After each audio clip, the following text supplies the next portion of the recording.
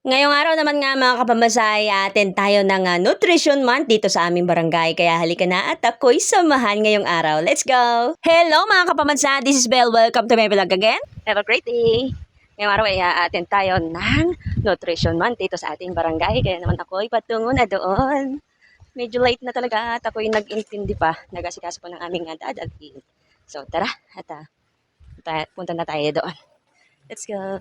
At matapos nga magsumba ng mga tagalibtong sumbangers ay sinundan naman nga yan ang pag-lecture nga po ni Ma'am Hazel. Isa sa mga health worker staff ng Banton Rural Health Unit na asawa naman po ni Doc Edmond. At habang nga po siya ay nagle-lecture dyan, tara naman po dito sa kusina kung saan nga po ay nagluluto ng inaslom na tinatawag po sa Bantuanon. Ito'y sari-saring gulay ang mga magkakalahok, o diba? At hindi mawawala nga po sa ating inaslom, ito nga pong butong o yung buko. Yan nga po ang magbibigay sarap sa ating nga pong inaslom. Ang sahog nito ay sardinas nga na puti. Samahan mo pa ng konting pangpakilig netong kalamansi. At ang toka nga po dito sa aming kusina, ito nga pong aming dalawang kagawad, si Bon nga po at si Rani. Sila na nga po ang bahala sa lulutuing inaslom na iyahain nga po sa aming nutrisyon. At bago nga kasi ako magtungo dito sa nutrisyon ay nagluto na nga muna ako ng aming dadalhin. Nagprito nga po muna ako ng isda dahil bawat purok nga ay kailangan po meron dalang pagkain. At nakakatuwa nga po ang lecture nga po ni Ma'am Hazel with the twist. At kanya nga pong tinatanong at ang makakabigay nga po ng tamang sagot ay mananalo nga po ng tumataginting na 50,000 pesos.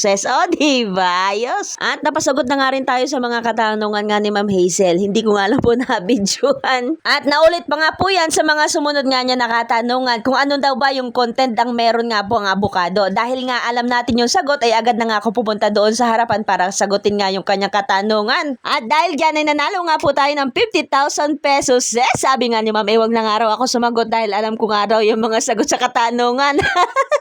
Last. Hagod! Hagod, ma'am, sa Tagalog. Okay, it's hagod. Very good. Abay, napaka-aktibo nga naman talaga ng lola ninyo sa mga katanungan nga ni Ma'am Hazel. Tara't silipin naman natin itong prutas na dala nga po ng purok manggahan. Dito nga meron pang dragon fruit, sabi ko ihingin ko na lang. Eka nga ni Tita B, itong araw ay ibibigay sa aming mga guest kay Ma'am Hazel at saka nga po kay Ma'am Aisa. O diba, sariwang prutas para nga po sa kanila. Dito nga napagkamalan ko pa itong isang bote ng pakasam. Paano katabi kasi ito ng ginulay na langka na niluto naman nga ng taga purok manggahan. Abay, ito pala sausawan na itong kasaba chips na ginawa naman nga po ni Auntie Linda. Ito ang kanyang specialties, o diba? Na talaga naman napakalutong kapag iyon na nga kinagat itong kasaba chips, o diba? Dito ngay napakasarap ngang tignan itong ota na langka na luto naman nga po ng taga purok manggahan. At matapos nga ang lecture nga ni Ma'am Hazel, sinundan naman nga nito ng aming BNS para sa kanyang question and answer with that twist. Dito ay meron siyang bola ng papel na kailangan paikot-ikutin na pag tumapat sa iyo ay kailangan mo itong sagutin. At habang nag-question and answer pa nga dyan ay nagtungo na muna ako dito sa kusina dahil luto na nga po itong inaslom na napakasarap para nga po sa lahat. O diba, napakasarap na nga pong humigop ng mainit na sabaw. At dahil luto na nga po yung ating inaslom ay pwede na nga po tayong mananghalihan. Ito nga po pala yung aming dala sa aming lamesa. May bibingka, ginatang saging at saka yung ating piniritong isda. At bago nga raw kumain ay mag-picture-picture na muna dahil pagkatapos kumain malamang magsisipag-alimpuas na nga sila. O magsisipag-uwian ba? Naku, napakasimple nga lang po nitong aming nutrisyon ngayong taon. Naku, ako nga po'y natuwa dito sa pipino na tanim nga po netong aking kumare. Akala ko nga ipatola kasi nga po'y napakalaki. Bibilhin ko nga sana kaso meron na sa aking nauna kaya hindi na ako umentra pa. At ito nga po pala yung mga pagkaing aming hinanda ngayong nutrisyon dito nga po sa aming barangay. Iba't ibang klase nga po ng fresh fruit. Meron dyang otan, etong ginisang gulay, o diba? Tapos piniritong isda, may mga puto, at saka nga po kakainin, o diba? Ayos!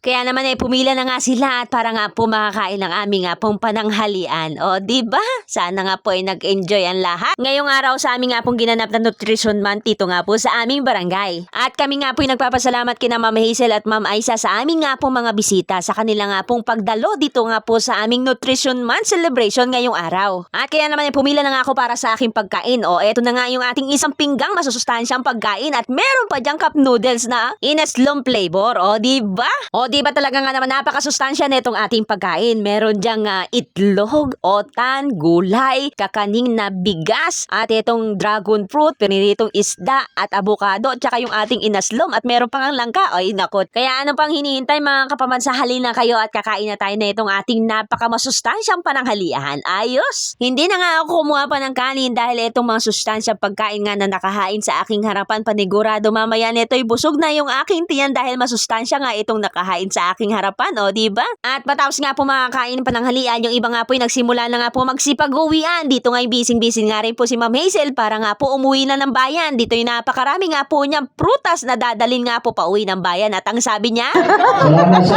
o diba, paldo nga naman sa prutas itong sila ma'am. At dyan nga po natatapos ito nga pong aming Nutrition Month. O siya mga kapamansa, hanggang dito na lang. Maraming salamat. Hanggang sa muli. Bye-bye!